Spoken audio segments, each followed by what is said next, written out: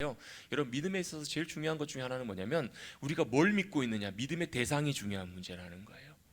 내가 믿고 의지하고 있는 것이 여러분 불안하고 불편하고 여전히 여러분 요동칠 수 있는 흔들리는 것이라면 내가 그걸 의지한다라는 것이, 믿는다라는 것이 사실 별 의미가 없을 수 있어요. 저도 예전에 이 믿음에 대해서 참 고민하면서 저의 믿음이 없음, 제가 믿음 없는 것 때문에 참 많이 좀 마음이 힘들었던 적이 있거든요. 아무리 봐도 잘 믿을 때는 믿는 것 같은데 아닐 때는 아니에요. 잘 나갈 땐 잘 나가지만 아닐 때는 참 곤두박질치고 참 제 마음을 보면서 참 제가 마음이 낙심이 많이 되더라고요. 하나님의 크신 사랑을 알고 주님 사랑하겠는데, 사랑하고 싶은데 주님 사랑하는 것보다 다른 거 사랑할 때가 훨씬 더 많을 때가 있으신 분을 아시는 분, 여러분 그럴 때 참 많잖아요. 믿음 주님을 신뢰합니다, 따라가지만 여전히 내 안에는 다른 거 사랑하는 것도 많을 때가 많고 믿음으로 주님 의지하지 못할 때도 참 많을 때가 제 모습 속에 보이더라고요. 참 낙심이 돼요. 참 좋을 때는 할렐루야 감사합니다 하는데요, 아닐 때는 제 마음이 참 마음이 무겁고 무너질 때가 참 많이 있었을 때 제게 하나님께서 참 감사하게도 제게 영적인 힌트를 주셔서 답을 좀 발견하게 하셨어요. 그 답이 뭐였냐면, 저를 볼 때는 여전히 제가 여전히 신뢰하지 못하고 여전히 저를 믿을 만한 존재가 되지 못하잖아요. 저는 여전히 연약할 때가 참 많아요. 그런데 진짜 감사한 건 뭐냐면 하나님은 여전히 신실하시더라고요. 제가 약속을 못 지킬 때가 많아요. 제가 믿음 가운데 주님 앞에 반응하지 못할 때도 참 많아요. 근데 정말 감사한 건 뭔지 아세요? 하나님은 여전히 신실하시더라는 거예요.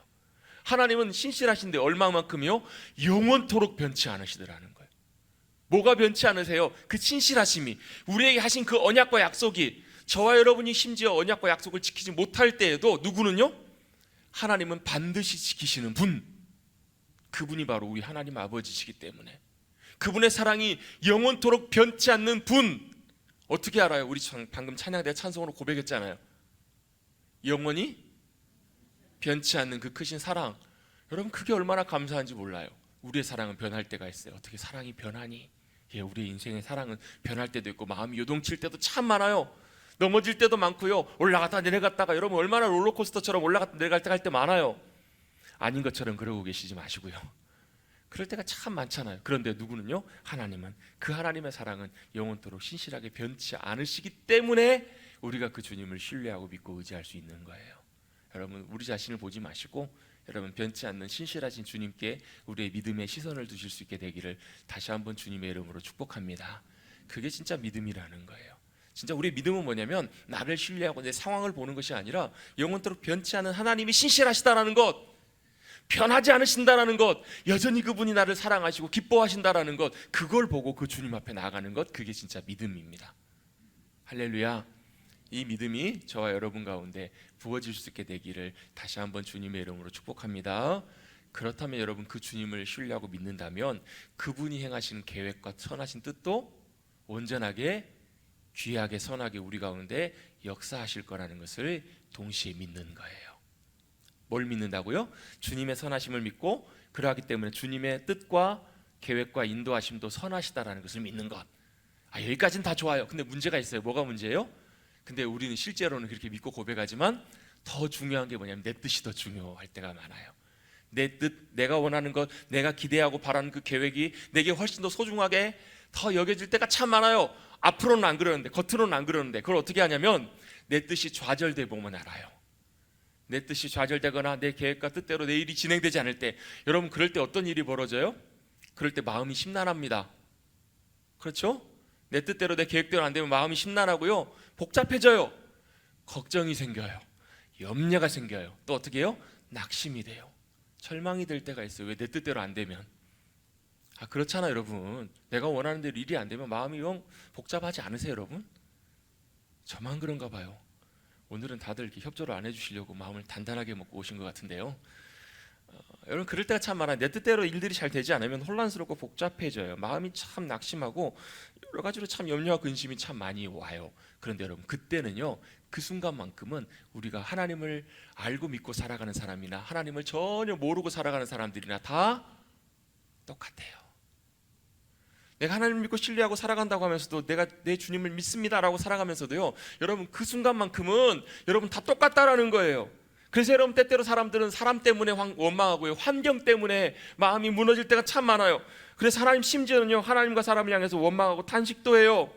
그런데 그 순간에 다시 한번 성령님께서 깨닫게 하셔서 천지를 만드시고 주관하시는 창조주 하나님이 나의 하나님이 되시고 그 주님이 지금도 나와 함께하고 계신다라는 사실을 깨닫게 해주시면 다시 한번 우리의 마음이 조정되는 거예요.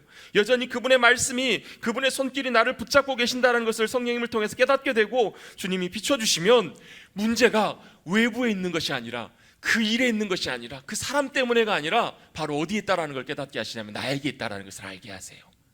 그리고 다시 창조주 하나님을 믿고 신뢰하는 그 자리로 주님이 우리를 이끌어 주시면 그 문제들이 온전하게 회복되고 해결되는 거예요. 그때 항상 기뻐하고 또 범사에 감사할 수 있는 그런 은혜가 우리 가운데 임한다라는 거예요.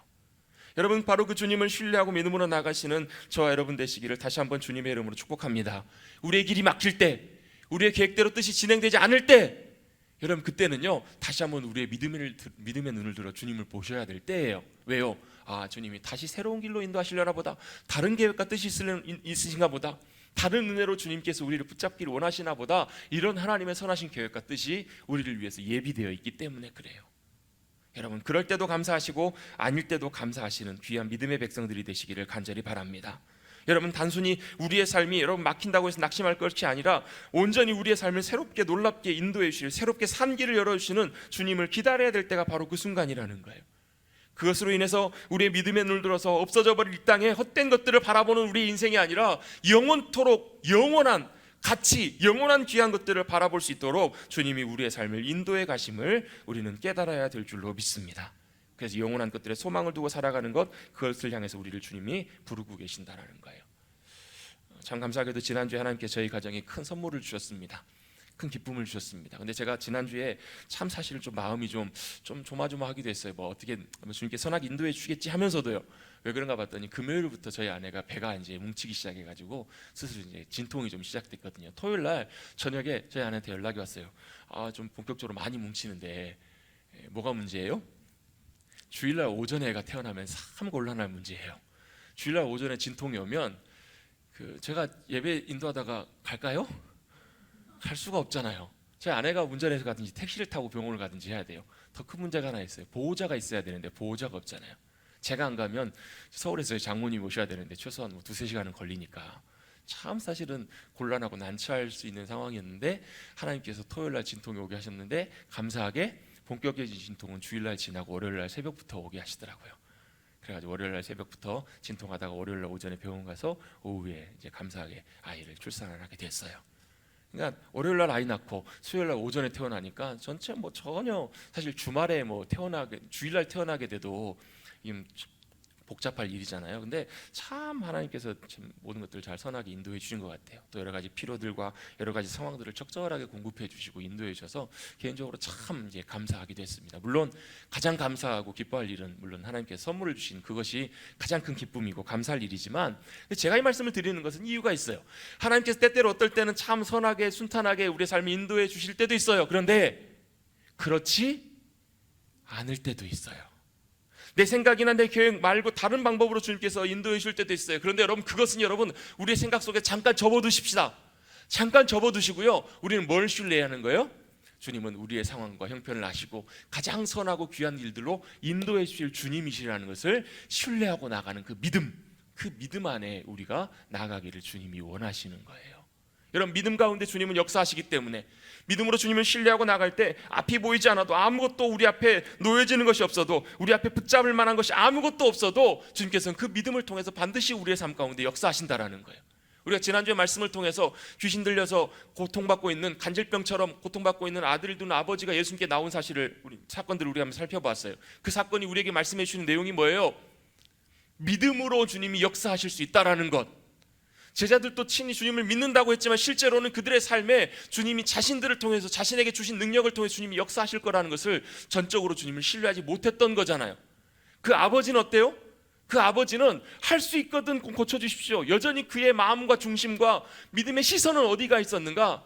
바로 역사하실 주님이 아니라 그 문제 현실 속에 있었다고요. 아들의 문제가 있었다고요. 여러분 그 자리에서부터 여러분 시선을 주님께로 다시금 돌리고 우리가 붙잡고 있는 것을 놓고 뭘 붙잡는 것이 믿음이라고요? 붙잡아야 될 분을 붙잡는 것이 믿음이라고요. 여러분 저와 여러분이 뭘 쥐고 있는가? 여러분 그게 여러분이 진짜 믿고 있는 거예요. 여러분 이 자리에 다 앉아 계시지만 내가 하나님을 믿습니다라고 믿음으로 고백하지만 실제로는 내 손에 지금 뭘 쥐고 있는가, 그게 진짜 내가 쥐고 믿는 거예요.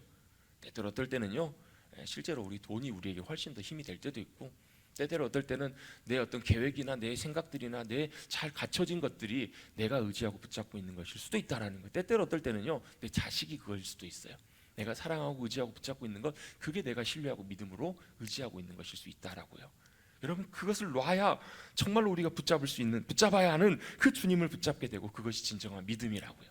그리고 그것을 위해서 뭘요? 마지막으로 기도와 연관시켜서 주님 말씀해 주시잖아요. 기도의 자리로 나오라. 여러분 저는 기대하고 있는 것이 있습니다. 기도하고 있습니다. 우리 모든 성도님들이 여러분 다른 것보다도 먼저 여러분 기본적으로 말씀을 더 가까이 하고 사랑하고 말씀을 더 즐거워하고 말씀 앞으로 나오는 삶, 그리고 기도로 주님과 가까워. 목사님 기도하는데요 너무 지루해요. 기도하는데 1분 하고 나면 할 기도가 없어요. 이게 뭐가 문제냐면요, 기도가 익숙치가 않아서 그런 게 문제가 아니라 하나님과 우리와의 관계가 익숙치가 않아서 그래요. 여러분 연애할 때 한번 생각해 보십시오. 1시간 2시간이 왜 그렇게 빨리 가는지. 여러분 재밌는 영화 보시고 드라마 보시면 얼마나 빨리 가세요. 저희 이제 우리 이제 주변에 권사님들이나 집사님들 이런 분들 보면요, 좋아하시는 드라마가 있으시잖아요. 드라마가 어떤 경우에는 30분짜리도 있지만 요즘 보통 1시간 반도 하기도 하잖아요. 여러분 좋아하시는 드라마 보시면 1시간 반 어떻게 지나가요? 우리 성도님들은 다 드라마 안 보시고 말씀과 기도로 주님과 더 동행하시느라고. 내가 좋아하는 드라마를 보면요, 얼마나 시간이 빨리 가는지 몰라요. 금방 지나가요. 얼마나 빨리 가는지. 뭐가 문제냐면요, 내가 그 주님과 만나는 그 기쁨과 즐거움이 아직 내 안에 경험되어지지 못해서 그래요. 여러분 주님, 좋으신 주님을 우리가 알고 경험해 가면 그분과 함께하는 그 시간이 얼마나 좋은지 몰라요. 여러분 그런 기도의 은혜들이 열리기를 주님의 이름으로 축복합니다. 그래서 여러분 그 시간 1분이 되고 3분이 되고 5분이 되고 점점 길어지면서 그 주님 안에 즐거움을 누리는 것이 알 사람이 없도다. 어느 누구도 그 알 사람이 없는 그 기쁨을 누리는 우리 교회 머릿돌교회 성도님들이셨으면 좋겠어요. 기도를 통해서 주님 앞에 나가고 주님과의 관계가 열리면서 그 안에 믿음의 놀라운 역사함과 능력들이 우리 가운데 부어지는 것, 그것이 바로 귀한 믿음의 삶이라고 우리 함께 지난주에 함께 살펴보았습니다. 오늘은 그 말씀과 사실은 좀 이따서 연결해서 믿음에 대한 부분을 고민하다가 이 부분이 굉장히 중요한 부분이겠다라는 생각을 들어서 함께 말씀을 나누게 되는데요. 여러분 이 모든 믿음의 역사와 믿음의 일하시는 그 믿음의 놀라운 일들을 경험하면서 믿음을 통해서 주님을 놀랍게 능력으로 경험하고 믿음으로 주님께서 우리의 삶 가운데 모든 걸 채우시고 인도해 주시는 그 삶을 살아가는 삶을 위해서 가장 중요하고 기본적인 삶이 무엇일까? 바로 우리가 먼저 그리스도인이 되는 것이 가장 중요한 문제있구나라는 것들을 좀 한번 좀 나눠보려고 해요.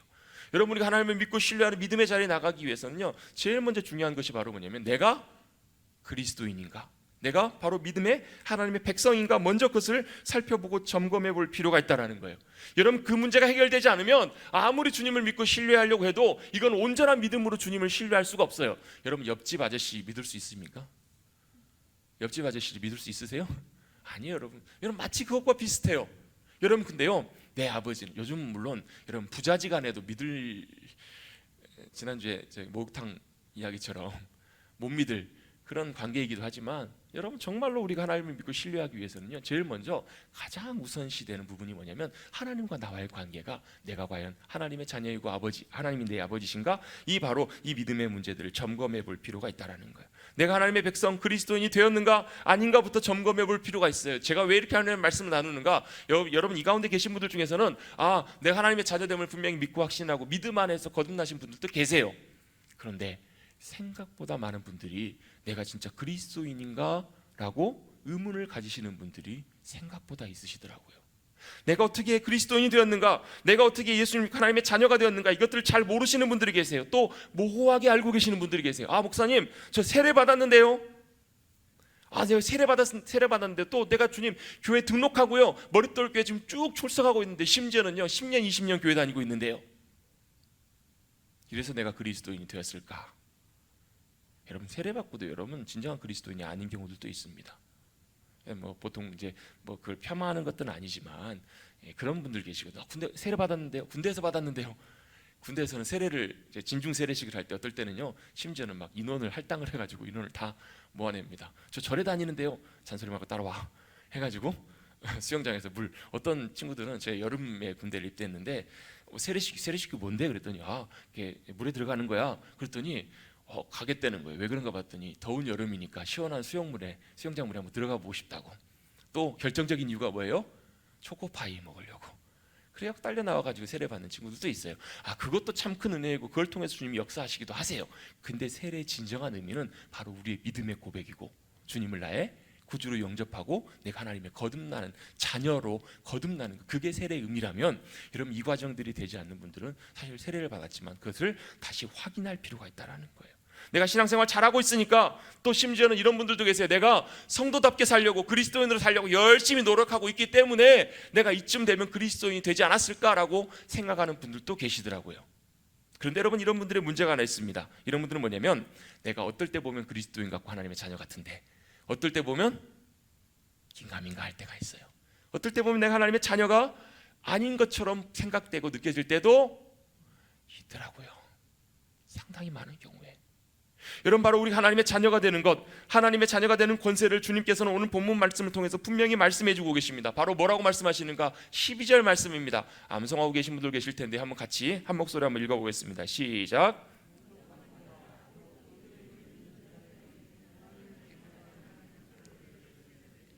아멘.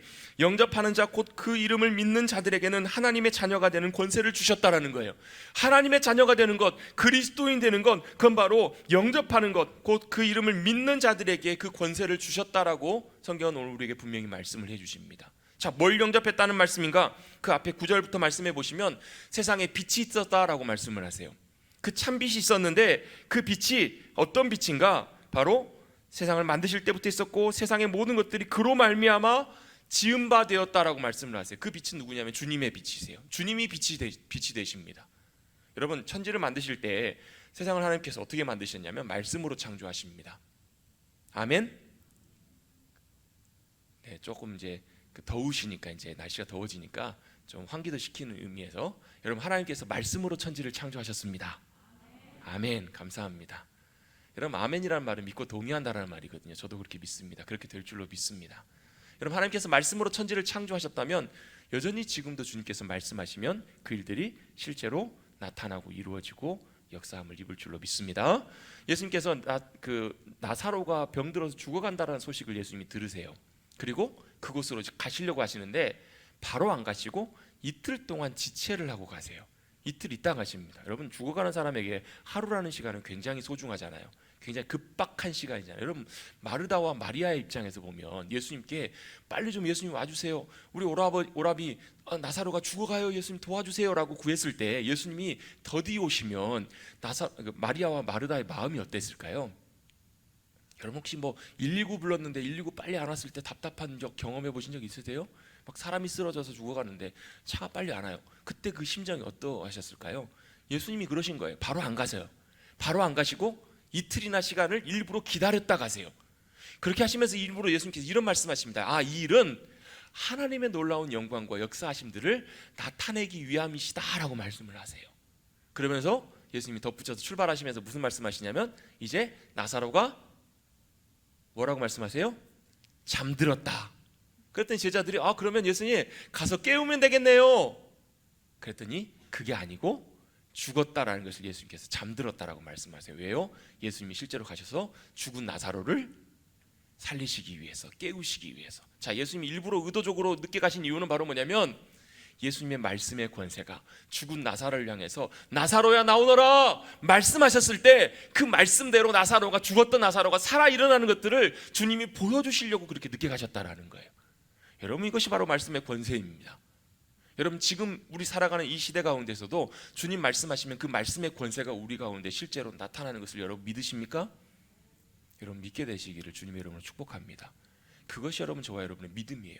내가 주님을 믿는다면 그 주님이 여전히 여러분 오래전에 창조하실 때 말씀으로 천지를 만드셨던 것처럼 여전히 지금도 우리의 삶을 향해서 말씀하시고 그 말씀의 권세와 능력이 우리 가운데 역사하셔서 그것들을 신이 이루실 거라는 것을 믿는 것, 이게 바로 주님을 믿고 신뢰하는 것이기 때문에 무리를 향해서 걸으라 말씀하시면 걷게 되고요, 바다를 향해서 갈라지라 말씀하시면 갈라지고요, 반석을 향해서 물이 나오라 라고 외치시면 말씀하시면 실제로 물이 터져 나오는 역사를 경험하는 것, 그게 바로 주님의 말씀의 권세잖아요. 그 말씀의 권세가 천지를 만드십니다. 제일 먼저 뭘 만드시냐면 바로 빛이 있으라 말씀하십니다. 세상에 뭘 만드신 거냐면 빛을 비추게 하세요. 근데 여러분 그 빛은 우리가 보는 이런 태양빛과 이런 것과 좀 달라요. 왜요? 태양은 나중에 한 셋째 날, 넷째 날쯤 만드시거든요. 그 빛은 우리가 보는 태양빛이 아니에요. 무슨 빛이에요? 주님의 빛을 비추신 거예요. 여러분 주님의 빛이 비춰지면 어떤 일이 벌어지냐면 그 이전까지는 어떤 상황이었냐면 땅이 혼돈하고 공허하고 흑암이 가득한 세상이었어요. 아무것도 없었어요. 어둠이 가득하고 혼돈하고 무질서하고 공허해요. 근데 거기에 뭐가 비춰졌더니 빛이 비춰졌더니 주님의 빛이 임하였더니 여러분 주님의 창조의 역사가 시작되게 되잖아요. 여러분 우리 가운데에서도 온 땅 가운데 창조의 역사를 빛으로 시작하신 것처럼 그 참 빛이신 주님이 우리 가운데에 오신 줄로 믿습니다.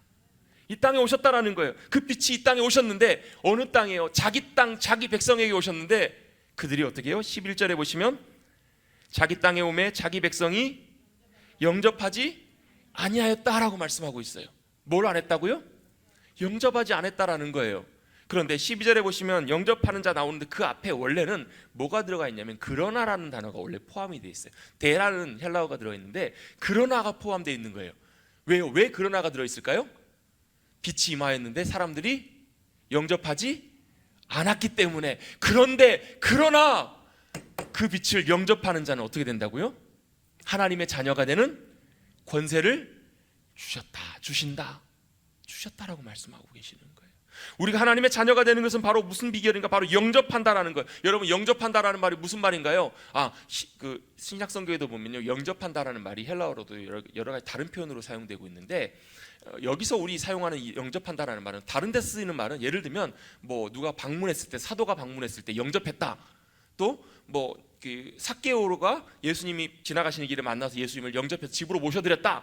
여러분 보통 영접하다라는 말은 사람을 이렇게 환영하고 또 사람을 맞아들이고 환대한다 이런 뜻이잖아요. 사람을 섬긴다라는 말이잖아요. 이런 단어로 사용되는 헬라어 단어는 좀 다른 단어가 많이 사용돼요. 바로 데오마이라는 단어가 많이 사용되는데 여기서 영접한다는 말은 람바노라는 단어가 사용되고 있어요. 람바노라는 이 말은 바로 어떤 의미가 좀 더 강하냐면 원래 의미는 취하다라는 말이에요. 취하다, 붙들다, 붙잡다, 캐취하다 이런 의미가 원래 의미에서 시작돼서 받아들이다, 받다, 또 모으다, 붙잡다 이런 의미로 사용되는 단어가 바로 이 람바노라는 말이에요. 그러니까 제 개인적으로 생각할 때 이 람바노라는 단어는 조금 더 내가 단순히 그냥 모셔드리고 환영하는 차원보다도 조금 더 강력하게 붙드는 거예요. 붙잡고 모셔드리는 거예요. 어디로요? 내 안으로, 나에게로 모셔드리는 것, 이것이 조금 더 가까운 영접의 의미라는 거예요. 그래서 이런 의미로 볼 수 있습니다. 그를 맞아들이고 붙잡는 자, 그는 누구든지라는 표현으로 이렇게 표현을 해볼 수 있다는 거예요. 믿는 사람, 뭘 믿는 사람인가? 바로 그 이름을 믿는 사람이라고 표현되는데요, 원래 헬라어의 단어에 보면 그 이름 안으로, 그 안으로 들어가서 믿는 사람이라고도 이렇게 표현해 볼 수 있다는 거예요.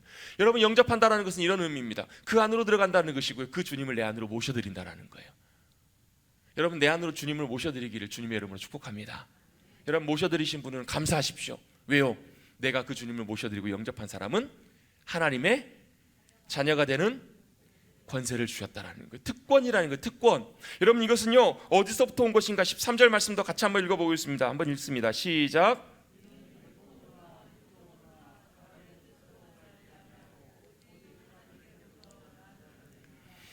이러한 특권이, 하나님의 자녀가 되는 권세가 혈통으로 난 것이 아니래요. 사람의, 여러분 그 혈통이라는 말은 태어났더니 아버지가 왕이야. 그럼 자녀는 뭐가 되는 거예요? 왕자가 되는 거예요. 왕자가. 태어났더니 아버지가 회장이야. 그럼 여러분 뭐가 되는 거예요? 신분이요. 이게 차이가 나잖아요. 여러분 태어나는 것 따라서 여러분 어떤 부모님을 만나느냐, 어느 가정에 태어나느냐에 따라서 여러분 혈통에 따라서 우리의 신분이 다 달라지잖아요. 미국에서 미국인 부모를 둔 미국의 부모님으로부터 태어난 자녀는 자연스럽게 미국 시민권자가 되는 거예요. 미국의 권한이 나오는 거예요. 여러분 안타깝게도 저 이북 북녘 땅에서 태어난 자식은, 생명은 태어나면서부터 사실 고통과 억압 가운데 살게 되잖아요. 여러분 마찬가지, 여러분 혈통으로 태어나는 것들은요 사람마다 다 달라요. 여러분의 가정이 어떠했든지 간에, 여러분의 부모님이 어떠했든지 간에 여러분 그것으로 영향받는 것이 아니다라고 말씀을 하세요. 내가 어떤 처지와 형편으로 태어났든지 혈통으로도 아니고 육정으로나 사람의 뜻으로 나지 아니었다라는 거예요. 이 말은 무슨 말이냐면 사람의 방법이나 노력으로 된 것이 아니라는 거예요. 여러분 내가 하나님의 자녀로 새롭게 태어나는 그 권세는 우리의 방법으로, 인간적인 방법으로 된 것이 아니라 오직 하나님께로부터 난 자들이다. 이 말은 뭐냐면 바로 이 단어 겟나오라는 이 단어는 바로 뭐냐면 나타라는 말도 있는데요, 뭐뭇의 아버지가 되다라는 이런 뜻도 있어요. 뭐뭇의 아버지가 되다. 하나님으로부터 난 자들이라는 말은 무슨 얘기냐면 하나님이 우리의 아버지가 되신다라는 이런 뜻이에요. 하나님의 아버지가 되시는 것이 인간적인 방법이나 우리의 노력으로 된 것이 아니다라는 거예요.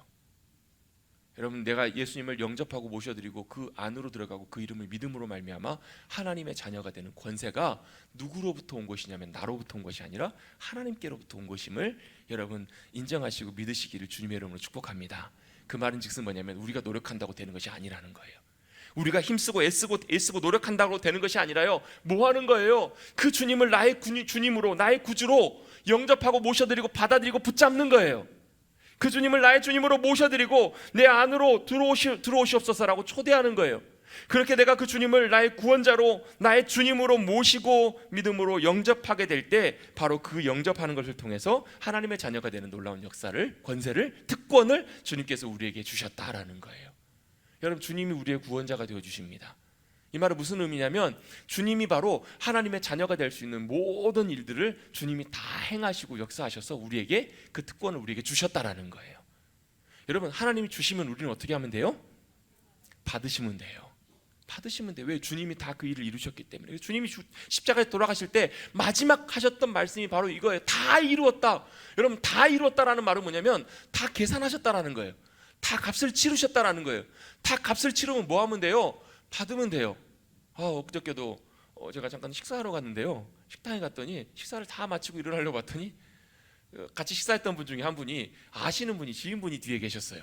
그래가지고 한지 인사를 하시길래 그러고 말았는데 어떤 일이 있었을까요?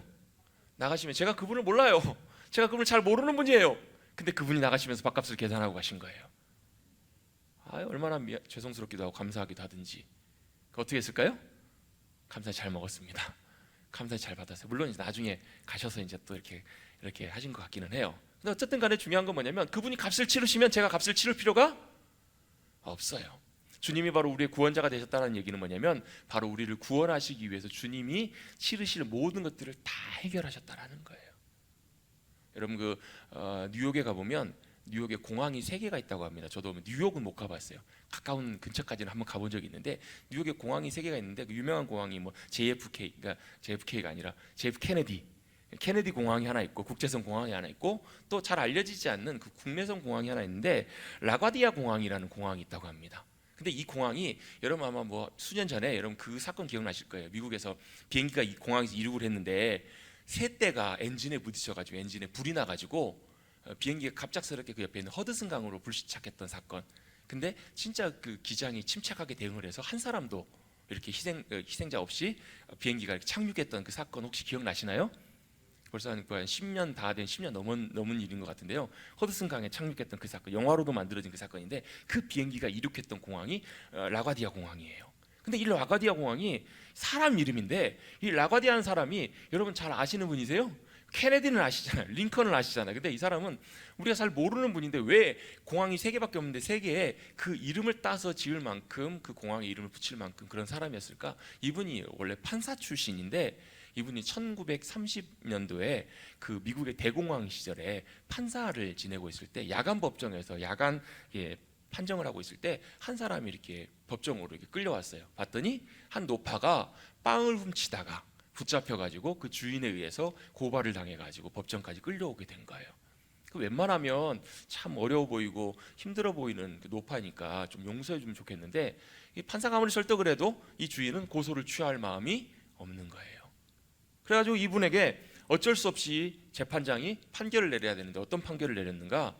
법에 의거해서 물건을 훔쳤기 때문에 이것에 대한 분명한 판정을 내릴 것이고 대가를 치르게 할 것이라고. 근데 사연을 들고 봤더니 이분이 할머니인데 자기 딸이 결혼했는데 아파가지고 집에 와 있어요. 직장도 잃고 손주들도 있고 그러는데 이틀 3일 동안 일도 못하고 있기 때문에 먹을 것이 없어서 너무 배가 고픈 나머지 가서 빵을 훔치는데 판사님 정말 죄송해요.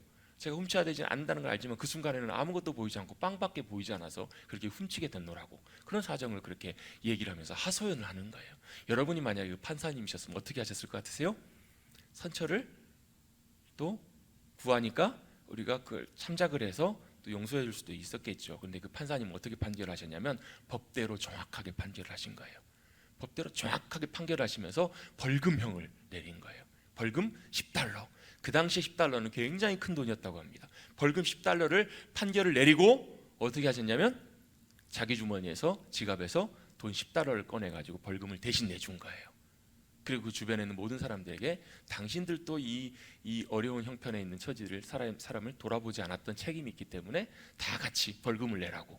그래서 그 돈을 모아가지고 그 할머니에게 전해준 그 사건이 바로 있었던 그 당사자가 바로 누구냐면 라과디아 판사님이었어요. 그분이 나중에 그 사건이 이제 화제가 되고 후에 뉴욕 시장을 몇 번이나 연임을 하면서 뉴욕을 잘 이렇게 시장으로 역할을 감당했기 때문에 그분의 이름을 따서 그 공항을 이렇게 짓게 되었다라는 얘기를 제가 들었어요. 여러분 바로 그 사람처럼 행하는 것, 여러분 그 죄에 대해서 잘못에 대해서는 분명하게 잘못이라고 얘기하는데 어떻게 해요? 그 대가와 치러야 되는 모든 것들을 누가요? 본인이 직접 담당하신 것처럼 하나님께서 그렇게 담당하셨다는 거예요. 누구에게요? 아들 예수 그리스도에게. 우리의 모든 형벌과 우리가 모든 받아야 되는 모든 것들을 다 그 모든 것들을 없다고 하시는 것이 아니라 분명하게 그것이 잘못이고 죄이고 죽어야 되고 심판을 당해야 된다는 것을 분명히 주님께서 말씀하시고 그것에 대한 대가로 아들 예수 그리스도가 그 모든 것들을 감당하게 하시고 지게 하신 거예요. 그래서 주님 마지막에 뭐라고 말씀하셨냐면 다 이루었다. 다 값을 치르신 거예요. 그러면 우리가 치를 필요가 있어요, 없어요? 없는 거예요. 그래서 다 치르신 그 주님을 나의 주님으로 나의 구주로 모셔드리는 것, 영접하는 것, 그것이 바로 우리가 하나님의 자녀가 되는 놀라운 길이라고 성경은 우리에게 분명히 말씀해 주고 계세요. 여러분 선행으로 안 되고요, 우리의 노력으로 우리의 의지로 되는 것이 아니에요. 유일한 방법은 나의 구원자 되시는 주님이 되시는 그 주님을 나의 주님으로 모셔드리고 붙잡고 영접하는 것, 그것이 바로 우리가 놀랍게 하나님의 자녀가 되는 유일한 길이심을 여러분 주님의 이름으로 꼭 기억하시기를 간절히 주님의 이름으로 축복합니다. 영접하는 것, 그것이 우리의 삶에 너무나 중요한 문제라는 거예요. 또 영접한다는 말은요, 바로 나의 신뢰의 대상을 주님께 옮긴다라는 말이에요. 여러분 우리가 구원받기 위해서 하나님의 자녀가 되기 위해서 자꾸 뭘 보고 뭘 의지하냐면 나를 의지해요. 여러분 언제 주님을 의지하십니까? 언제 주님을 주로 의지하세요? 의지할 일이 있을 때 주님을 의지하시죠. 걱정거리가 생길 때, 자식이 아파요, 그러면 간절히 하나님의 도우심을 구하고 그 문제를 누구에게 가져가요? 하나님께로 가져가요. 맡겨요. 회사에서 일을 해요. 회사에서 일을 하는데 언제 주님을 의지하냐면 회사에서 잘 될 때는 그렇지 않아요. 여러분 언제 주님 찾고 의지하세요? 주로 어려운 일 생길 때, 문제가 있을 때, 여러분 걱정거리가 있을 때, 그때 주님을 의지하고 걱정하고 주님 의지하셔서 주님 앞에 가지고 나가시잖아요. 여러분 이것은요, 여러분 신뢰의 대상을 여전히 주님께 옮긴 것이 아니에요. 여러분 뭐만 옮긴 거냐면 문제만 주님 앞에 옮겨 놓는 거예요. 문제만 주님 앞에 갖다 놓는 거예요. 주님 이 문제 도와주세요, 이 문제 해결해 주세요. 여러분 이건 전적으로 주님을 신뢰하는 것이 아니라는 거예요. 여러분 굉장히 일시적이에요. 왜요? 이 문제는요, 이거 문제 해결되면 주님 의지할 필요가 없게 되기 때문에 그래요. 여전히 걱정하고 여전히 의심하고 여전히 마음속에 힘든 일들이 여전히 많이 살아가요. 이걸 여러분 그 전도폭발이라고 하는 그 훈련에 보면 복음을 설명할 때 이렇게 설명을 해요. 의자를 하나 갖다 놔요. 제가 주일날 같은 경우에는 그래도 요즘 오후 예배가 없고 막 하기 때문에 좀 나는데 그래도 한 4시간 이상은 제가 항상 서 있어요. 그러다 보니까 때때로 어떨 때는 다리가 좀 아플 때가 있어요. 그럼 어떻게 하면 돼요? 어떻게 하면 되나요? 계속 서 있을게요. 계속 서 있겠습니다. 그럼 어떻게 하면 돼요? 앉으면 돼요. 그런데요, 어떻게 하는 거냐면 제가 의자에 앉는 것이 아니라 제가 짊어지고 있는 가방만 내려놓는 거예요. 제가 들고 있는 무거운 짐만 의자에 내려놓는 거예요. 물론 그러면 그 순간은 좀 가볍죠. 좀 괜찮죠. 그렇죠? 그런데 제가 편하게 쉴 수 있어요, 없어요? 없어요. 여러분 신뢰의 대상을 주님께로 옮긴다는 얘기는요, 이런 의미입니다. 제가 집에 퇴근해서 가면 저도 종종 자주 거의 항상 저희 집에 있는 소파에 제 몸을 던집니다. 그러신 분 계세요? 들어가자마자 소파에 제 몸을 맡겨요. 힘들었으니까 내 양말 쉬어라, 내 겉옷 쉬어라, 이런 분 계세요, 안 계세요? 아니요.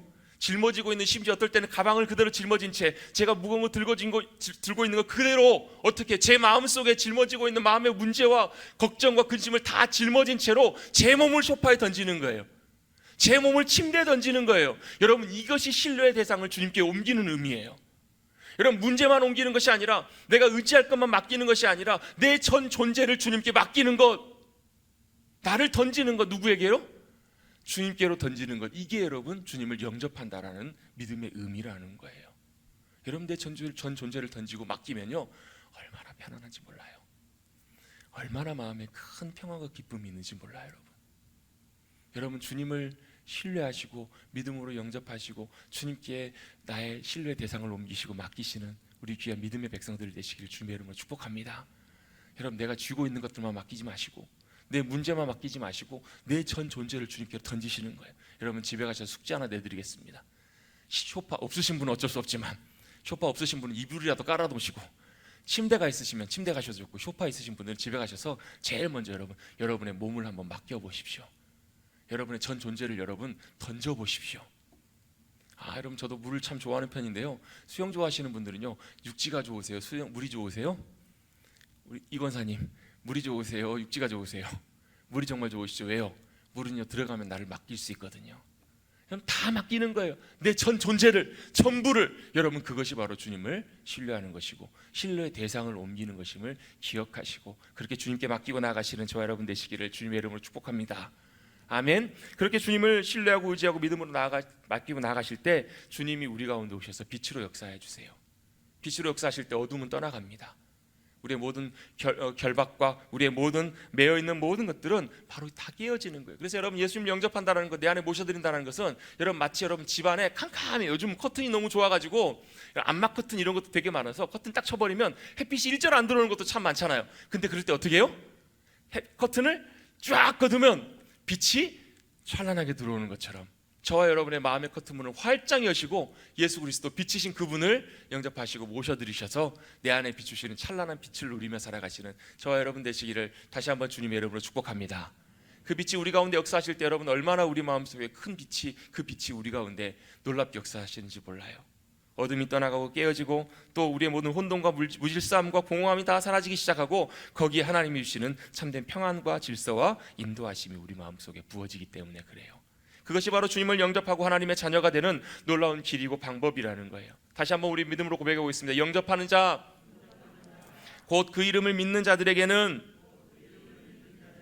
하나님의 자녀가 되는 권세를 주셨으니. 여러분 내가 하나님의 자녀가 되는 것, 그리스도인 되는 것 내 노력으로 되는 것이 아니라고요.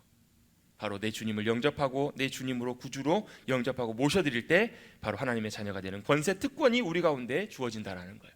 어떤 특권이에요? 하나님의 자녀가 된다는 것이 여러분 무슨 특권이에요? 여러분 우리 신분이 변화되는 거예요. 다시 태어나는 거예요. 얼마나 감사한 일인지 몰라요. 요즘 많이 쓰는 금수저라는 표현 있죠. 아이들이 금수저를 물고 태어나요. 실제로는 금수저가 아니죠. 뭐예요? 태어났더니 부모님이 그런 분들이에요.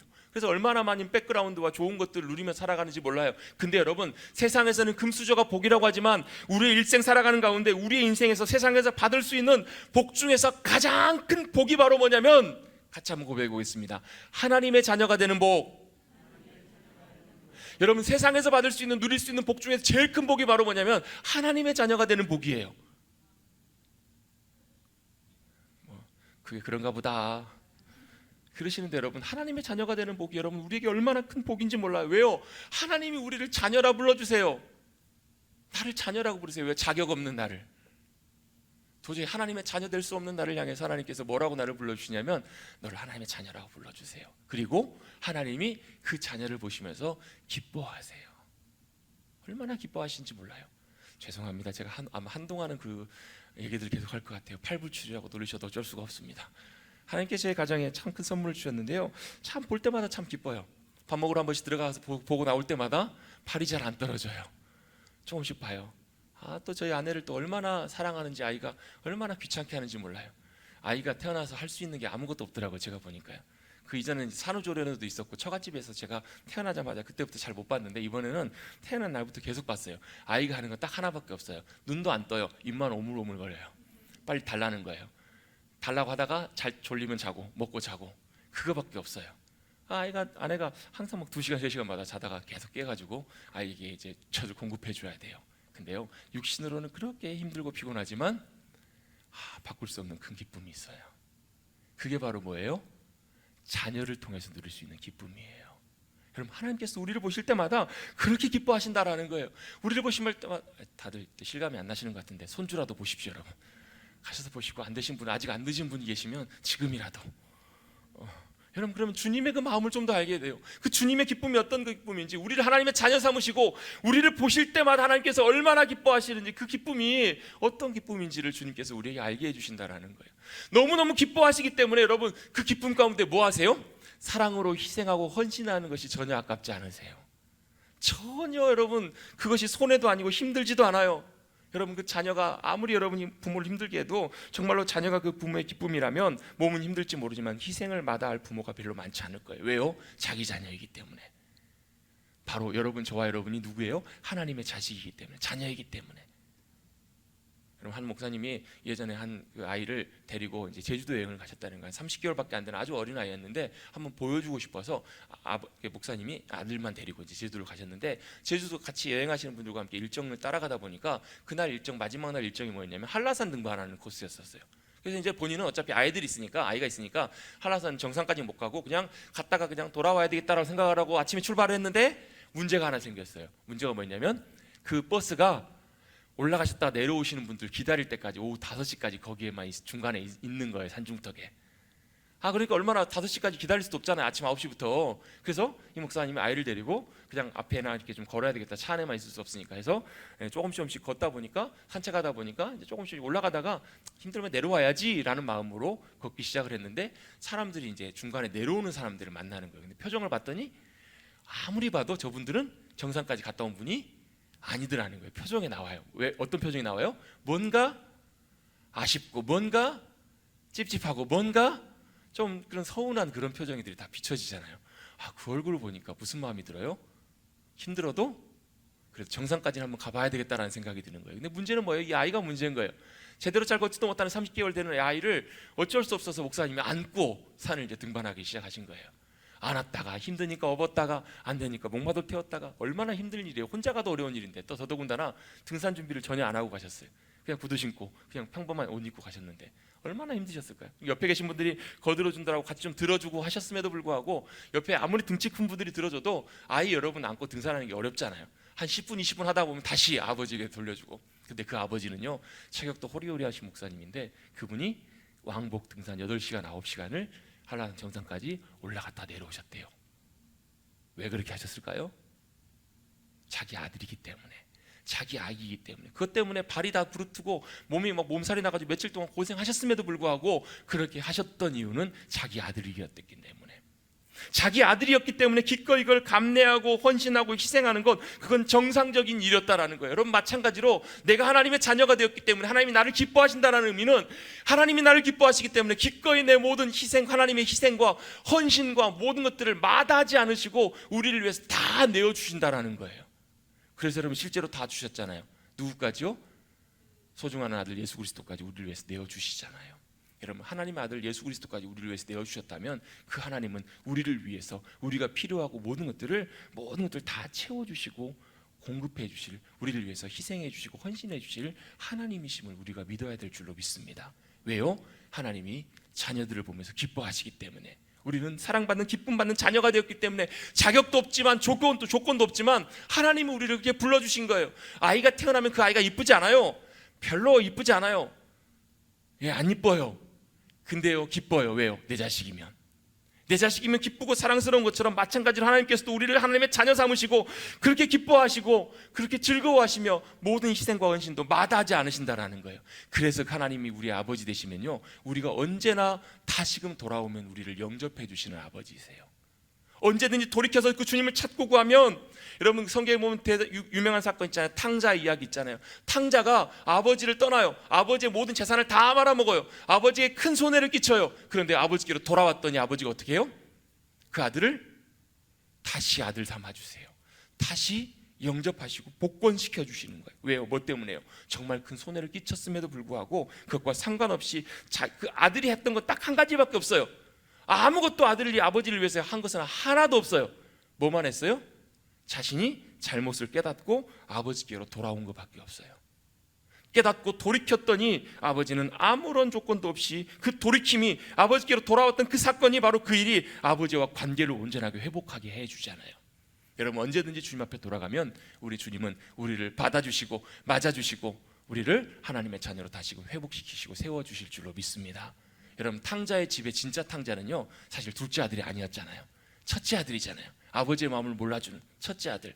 여러분, 언제든지 우리가 아버지의 마음을 잘 헤아리고 그 아버지의 사랑으로 기꺼이 주님 앞에 나가셔서 우리를 영접해 주시고 맞이해 주시는 주님 앞에 나가시는 주님의 귀한 자녀들이 되시기를 주님의 이름으로 축복합니다.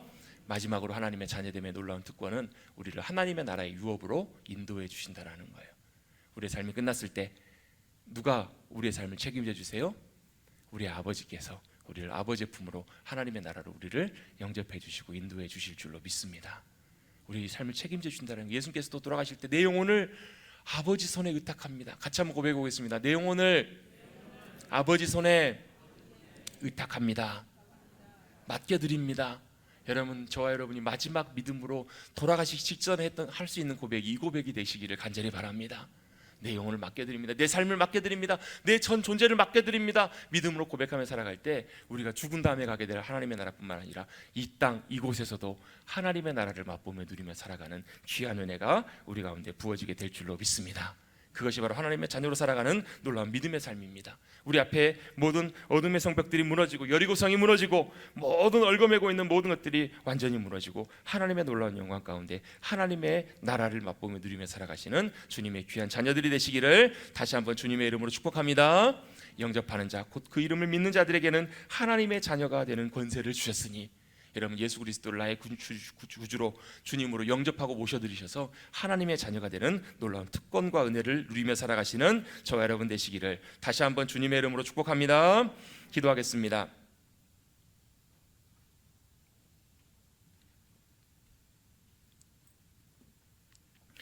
우리가 하나님 앞에서 내세울 수 있는 것 아무것도 없고 하나님의 자녀로 인정받을 만한 조건과 자격 아무것도 없지만 죄뿐인 죄인이지만 주님께서 우리를 위해서 귀한 선물을 예비해 두시고 아들 예수 그리스도를 우리 위해서 내어주시고 보내주심으로 그 예수님을 영접하는 자, 곧 그 이름을 믿는 자들에게는 하나님의 자녀가 되는 권세를 주셨다라고 오늘 말씀해 주셨습니다. 주님, 혹여라도 이 가운데 아직 예수님을 나의 구주로 영접하지 못하고 나는 여전히 애쓰고 노력하고 있지만 그리스도인이 아닌 것 같다라고 생각하는 이들이 있다면 주님께서 그 마음문을 열어주시고 찾아가 주셔서 예수님을 영접함으로 말미암아 하나님의 자녀가 되는 놀라운 특권과 권세를 누리며 살아가는 복된 주님의 자녀들 되게 하여 주시옵소서. 그래서 이 땅에서 하나님의 자녀로 살아감으로 말미암아 하나님이 내 아버지 되시고 나를 기뻐하시고 즐거워하셔서 나를 위해서 기꺼이 모든 것을 다 주시는 하나님이심을, 또 언제든지 돌이키고 돌아가면 나를 영접하시고 붙잡아 주시는 분이심을 뿐만 아니라 하나님의 나라를 우리에게 선물로 주실 분이심을 기억하며 이 땅에서 믿음으로 승리하며 살아가는 하나님의 자녀들 될 수 있도록 우리 모든 한 분 한 분을 축복하시고 붙잡아 주시옵소서. 주님께서 놀랍게 인도하시고 함께해 주실 것을 믿고 의지하오며 이 모든 말씀 거룩하신 예수님의 이름으로 간절히 기도하옵나이다. 아멘.